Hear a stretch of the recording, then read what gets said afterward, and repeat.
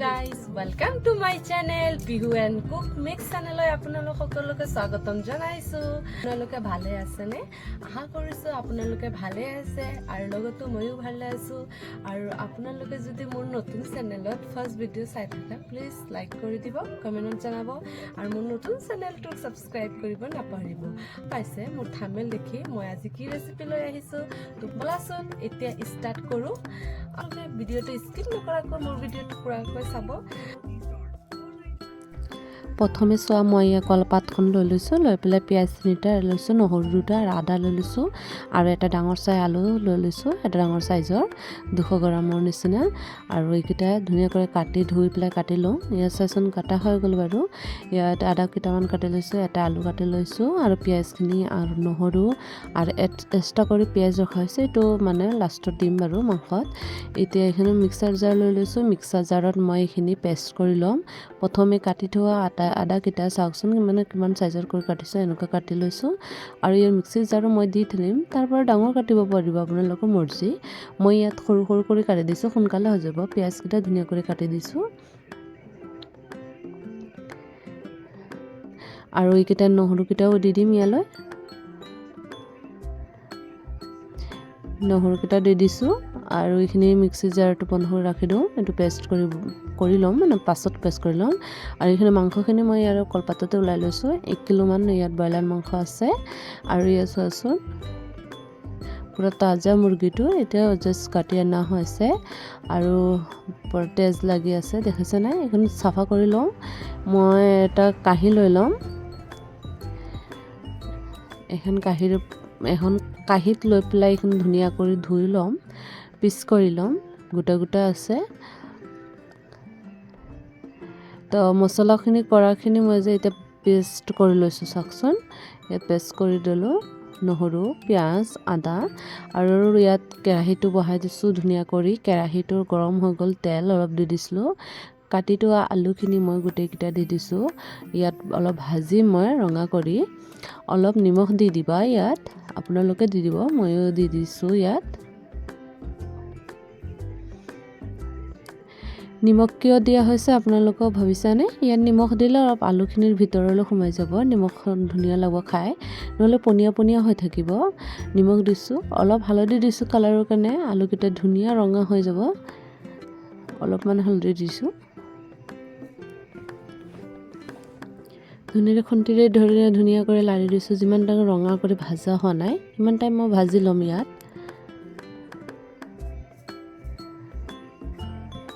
চোৱাচোন ধুনীয়াকৈ ভাজা হৈ আছে। এইখিনি মই আলুখিনি ভাজা হৈ থাকক। এতিয়া মই কাটি থোৱা মাংসখিনি এইখিনি ৰেডি কৰিম। ইয়াৰ মাংসখিনি মানে কাটাখিনি ধুই পেলাই ধুনীয়া কৰি আনিছোঁ কাঁহীখনত। প্ৰথমে নিমখ দি দিম, আপোনালোকে আন্দাজমতে দি দিব। কোনোবাই অলপ কম খায়, কোনোবা অলপ বেছি খায়, তেতিয়া মই আপোনালোকে আন্দাজমতে দি দিব। আৰু ইয়াত দি দিছোঁ হালধি গুড়ি, অলপ মানে সৰহ কৰি দিব দেই, কালাৰটো ধুনীয়া আহিব। ইয়াত দিছোঁ জিৰা পাউডাৰ, জিৰা পাউডাৰখিনি দি দিছোঁ। আপোনালোকে গোটা জিৰা থাকিলে ধুনীয়াকৈ শিলপতাত ধুনীয়াকৈ দিব পাৰিব পেষ্ট কৰি, আৰু ভাল হয় খাই। মই পাউডাৰ ইউজ কৰিছোঁ। আৰু ইয়াত দি দিছোঁ শুকান জলকীয়াৰ পাউডাৰ। আপোনালোকে যদি পাৰে এনেকৈ শুকান জলকীয়া পেষ্ট কৰিও দিব পাৰে। আমি ধনিয়া গুড়ি দি দিছোঁ আৰু অলপমান তেল দি দিছোঁ। ইয়াত মেৰিনেট কৰি ল'ম গোটেইকেইটা। আৰু মিক্সি জাৰত থোৱা নহৰু, আদা আৰু পিঁয়াজ পেষ্ট কৰি থোৱাখিনি দি দিছোঁ গোটেইকেইটা। আৰু দি দিছোঁ লাষ্টত অলপ মোৰ ডালচেনি মছলা আৰু 2টা তেজপাত দি দিছোঁ। আৰু ধুনীয়া কৰি হাতেৰে সানি ল'ম। এনেকৈ ধুনীয়া কৰি হাতেৰে যদি আপোনালোকে সানে মাংসটো, চব মছলা তেল পাতি দি পেলাই, তো ধুনীয়া হয় দেই, খাবলৈ বহুত ভাল হয়। আৰু টেষ্টটো ইয়াতে মানে যিমান সানিব পাৰিবা ইমানেই টেষ্ট হ'ব। আপোনালোকে এনেকুৱা ট্ৰাই কৰিবচোন। ধুনীয়া মছলা দিয়ে যিমান সানিব সিমানেই টেষ্ট হ'ব, পূৰা হোটেলৰ নিচিনা হ'ব, ৰেষ্টুৰেণ্টৰ নিচিনা হ'ব। মোৰ খানা হৈ গ'ল। বলাচোন এতিয়া কেৰাহীখনত আলুকেইটা নমাই লওঁ। আলু ভাজি হৈ গ'ল, এয়া হৈছে ন। গোটেইকেইটা ওলাই লওঁ আলুকেইটা এটা এটা কৰি। আলুকেইটা এতিয়া নিদিওঁ, মাংস যেতিয়া হৈ আহিব লাষ্টত আমি দি দিম আলুকেইটা। এতিয়া আধা সিজা হৈ আছে। এইখিনি দেখোন তেলটো গৰম হৈ আহিছে। ইয়াত দি দিম কাটি থোৱা এটা পিঁয়াজ। পিঁয়াজখনে দি দিছোঁ চম্বাছৰ কাৰণে। ধুনীয়া কৰি ৰঙা কৰি ভাজিব পাৰিব, আপোনালোকে ভাজি ল'ব। মই ইয়াতে প্ৰথমে ভাজি লৈছোঁ, ৰঙা কৰি ভাজি লৈছোঁ পিঁয়াজখিনি।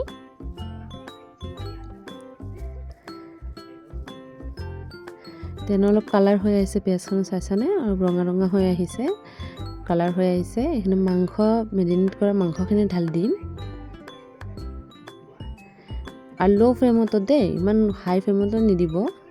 আৰু গেছত ল' ফ্লেম কৰি দিব। আৰু মাংসখিনি ধুনীয়া কৰি লাৰি দিব খুন্তিৰে। কেৰাহীটো সৰু হৈ গ'ল, 1 কেজি মাংস। আৰু ডাঙৰ কেৰাহী হ'লে ভাল হয় ধুনীয়াকৈ লাৰিবৰ কাৰণে। চাওকচোন মাংসখিনি ধুনীয়াকৈ লাৰি লৈছোঁ। ইমান ধুনীয়া হৈছে নহয়, চাওক।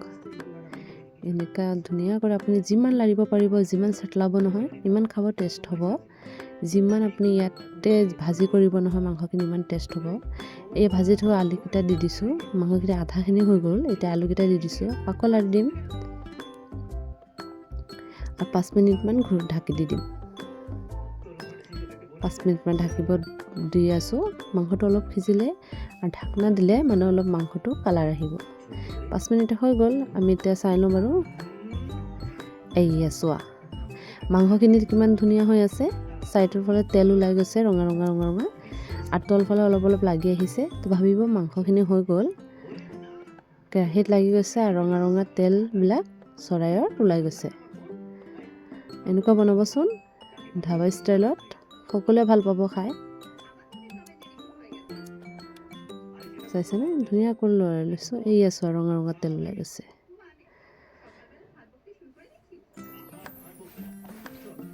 তো মোৰ মাংস ভাজিখিনি হৈ গ'ল। বহুত টাইম ধৰি লৰাই আছোঁ।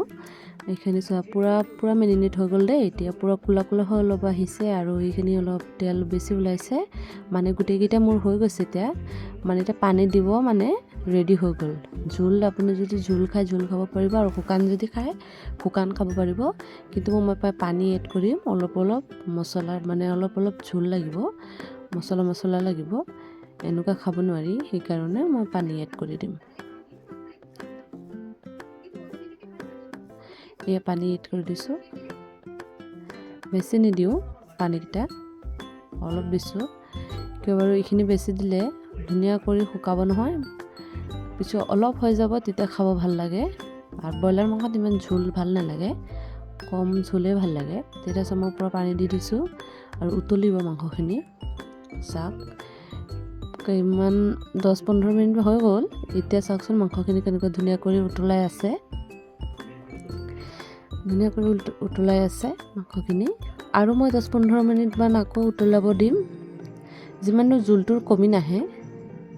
চাওকচোন জোলটো কমি আহিছেনে বাৰু? এতিয়া পূৰা হৈছে পাৰফেক্ট।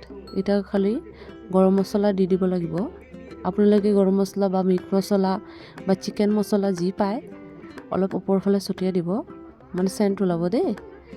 মই দিছোঁ মিট মছলা। মোৰ এইটো 5 টকীয়া দামী পেকেট এভৰিডে মিট মছলা।